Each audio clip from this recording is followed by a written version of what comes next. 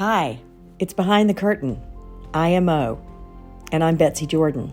It's been interesting to look at former RFK supporters and see how they are taking potshots at Kamala. And I'm curious about why they get the notion that she's done nothing when she's been casting tie votes in the Senate. Meaningful legislation has come out. In fact, President Biden has legislatively successful president we've ever had. And it's largely because Kamala was doing what she needed to do, which meant she was more involved in passing legislation in the Senate than most vice presidents have been, because she cast the tie vote.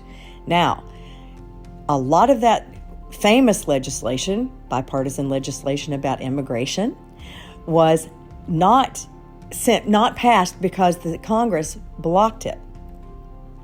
And that still meant that she was doing something.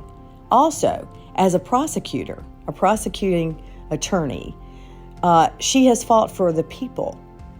She's fought against very lethal criminals and established programs that helped people. Now you're talking about how perhaps, she's taking taxpayer money and using it for something that's not going to help this country. Anything that she has proposed that uses taxpayer dollars is aimed at helping the entire country, aimed at shoring up the economy, aiming at making people have opportunities that they don't have right now, aiming at actually giving back. And her client, as she has always said, has been the people, the citizens of this country.